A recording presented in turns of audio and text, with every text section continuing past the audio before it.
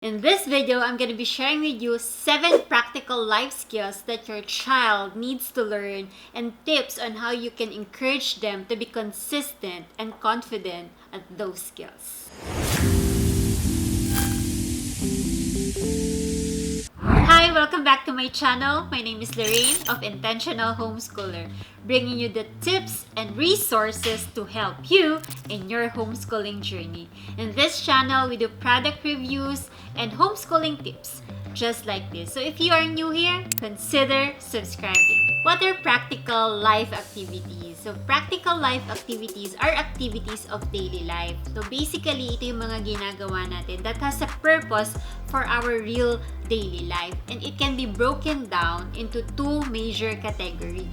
First is care for self. So ito yung mga bagay na ginagawa natin to take care of ourselves on a day-to-day basis, like eating, brushing our teeth, taking a bath, dressing up. So we have to do these things with our child for them to be healthy and happy, and these are basic skills necessary for living. Second is care for the environment. So care for the environment is taking care of the things in our house or in whatever environment that we're in, like dusting, mopping, setting the table, washing the dishes, sweeping, taking care of the animal pet or our plants, whatever na ginagawa natin to take care of our environment. So yung mga practical life activities na to is not only for older kids, but even yung mga babies, they can also participate. At the same time, it will look different for a younger toddler from a preschooler. So meaning, iba-iba to per level.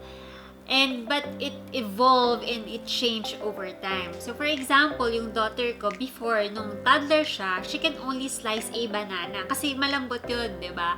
But now that she's already a preschooler, she can already slice carrots, potatoes, and many more. So here are the 7 practical life skills that your child needs to learn to care for themselves.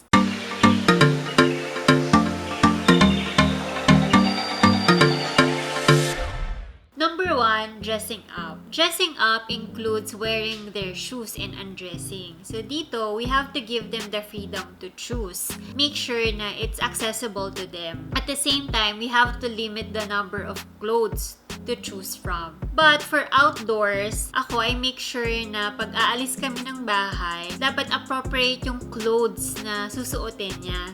So what I do is, I select a few options from her closet and let her choose from those. For wearing shoes naman, I make sure na merong spot sa house namin that would make it easy for her to wear them. Like setting up a shoe corner with some shoes to choose from and a chair to sit on. Number 2, toothbrushing. So for toothbrushing, I suggest to make the brush and toothpaste reachable for them. So in our case, meron kaming stool na pwede niyang gamitin so she can reach yung height ng aming sink. Just see to it na yung stool ninyo, it doesn't slide or become slippery when it's wet. So I recommend na you use a stool with rubber surface and rubber pads at the bottom. Number 3 is grooming. So for grooming, what I would recommend is magkaroon kayo ng place, a familiar spot for your child to groom themselves. So in our case, we set up a basket with her things like yung hairbrush niya, lotion, and mirror on a table na nasa loob ng bedroom niya, which is easy for her to access.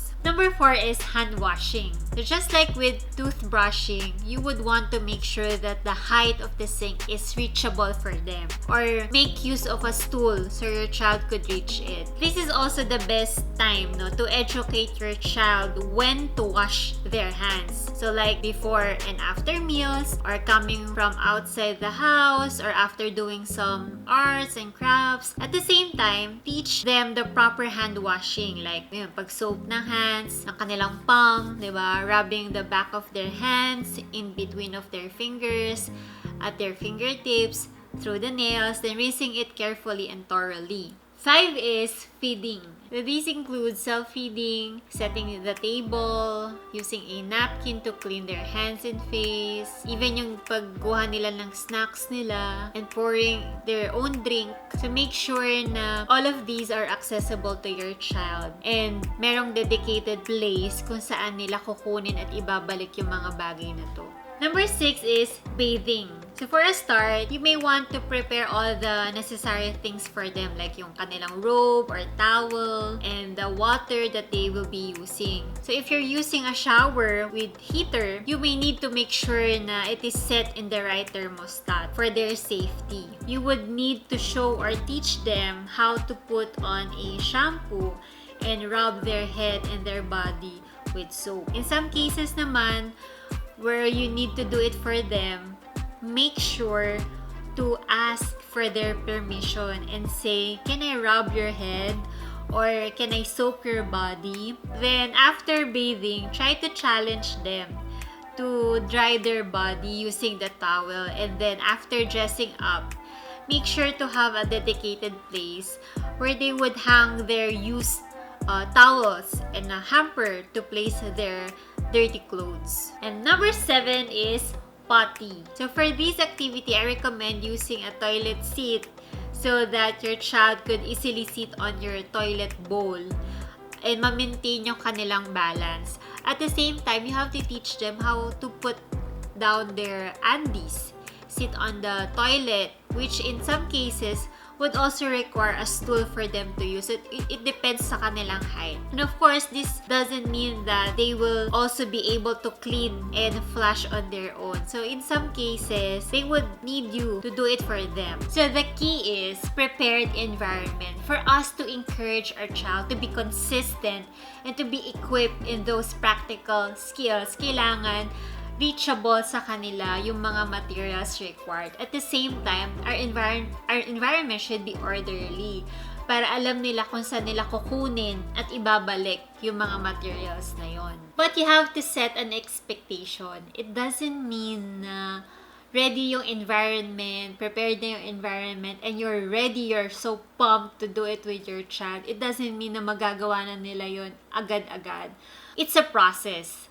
We need to wait patiently and andun tayo to support them dun sa process na yon. So those are the 7 practical life skills that your child needs to learn. If this video has helped you, share it with your friends, hit like and subscribe, and I'll see you in the next video.